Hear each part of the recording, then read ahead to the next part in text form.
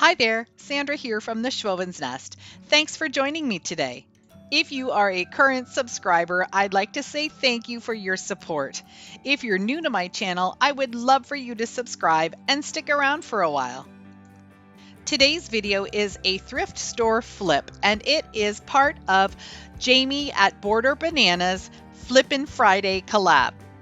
Jamie does a ton of thrifting for vintage items, and she takes you along and shows you what she got. She's also doing some DIY decor, some home tours. You're gonna want to go check it out if you love to see how people style their homes with vintage finds. This is the thrift store piece that I am going to flip today. When I saw it at the thrift store, I fell in love. I think it's the cutest little thing. It's wood, it's iron, it's farmhouse, it's rustic, and I just thought it would be the perfect item for this flip today. I'm planning on using this or having someone use this as an outdoor piece, so I decided to use flat white trim-clad rust paint, which is an exterior paint. It's oil-based, and it will definitely stand the test of time. I started off using a foam brush, and I'm doing the interior first because I'm really good at painting the outside of things, and then when I paint the inside, I just get totally covered with paint. And because this is oil-based, it takes a little bit more effort to get it off of your skin, so I thought I would try and be smart this time. So partway through, I decided to switch to just a really old, cheap paintbrush. The foam brush wasn't working. It just was bending too much, and it was taking me too long to get things painted and covered nicely. So just using this old brush that I can just toss when I'm finished was perfect. I just really love how bright and cheerful this is starting to look. And as I was going, I decided that I was not going to paint the ironwork white. Some of it ended up getting painted white. As you can see, there's some sections there, and I'm actually doing it right now. But I did change my mind and decided to do the iron in a different color. So here's 2 coats of the white. As a little bit of the wood is still showing through, but that's okay. It gives it a little bit of a rustic feel. And now I'm using a small paintbrush and again the trim-clad paint in flat black to paint all of the ironwork. If you're not already subscribed to Jamie over at Border Bananas, I would love for you to do so and tell her I sent you. Just recently, I paid a visit to the Habitat for Humanity Restore and picked up this spindle for $2. I'm going to trim the end of it off, and there's a reason I'm doing that. I want to have a solar light on the top of the spindle, but I don't need it as tall as it is right now. So I'm just going to cut it in such a way that I can use the other piece for a different project. I'm going to use a 1/2-inch spade bit to drill a hole in the top of the spindle that is just the right size for the solar light to fit into. So here's the hole that I drilled at the top, and it's just the perfect fit for the bottom part of the solar lantern. Before I glue it in, I'm going to paint the spindle white.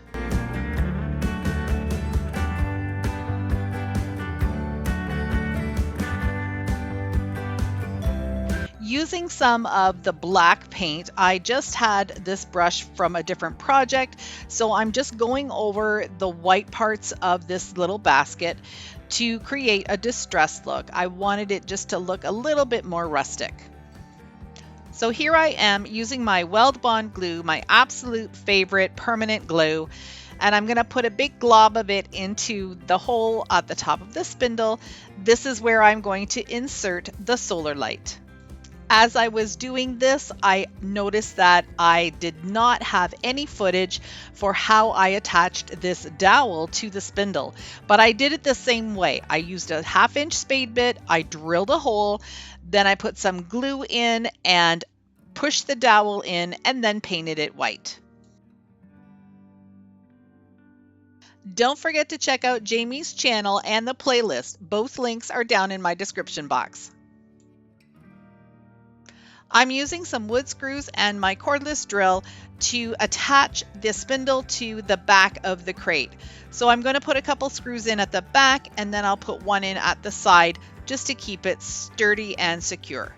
I want to create a little hanging sign for the dowel. So I'm using this sign that I picked up at Dollarama last fall, and I'm just cutting off one of the pieces. I used my DIY black chalk paint to give this a couple coats front and back. Here you can see I've got an S hook and an I hook. This S hook was from a sign that I picked up at the Dollar Tree. It was those little windmill signs with the welcome underneath. I had two of them, and I always keep hardware when I'm using signs and taking the hardware off. So I've attached these two together, and now I'm just screwing that I hook right into the top side of the sign. Using my very favorite CraftSmart paint pen in white, I'm going to just freehand the word welcome. Normally when I freehand my letters, I start in the center and work my way to the front of the word and then to the back of the word, and that just ensures that I do things evenly. For this one, I didn't do that. I'm not quite sure why, but it tended to work out anyway. I was really happy with the outcome. So here's the word, and then I'm just going to make it a little bit thicker and add a little bit of a cutesy look to it.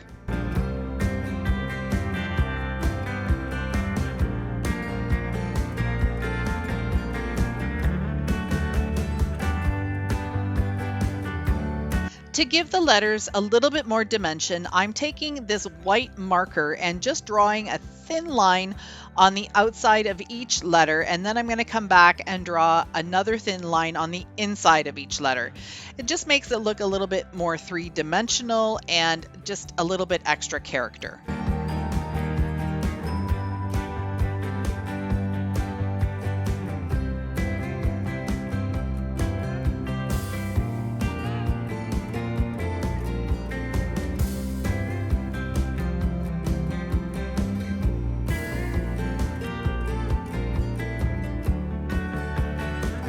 I'd like to give a great big thank you to Jamie for hosting this challenge. I love doing thrift store flips. It's my most favorite thing to do, so I was really excited to join in. If you're new to my channel, I'd love for you to hit that red subscribe button and the bell to get notified when I upload new content. See you in the next one.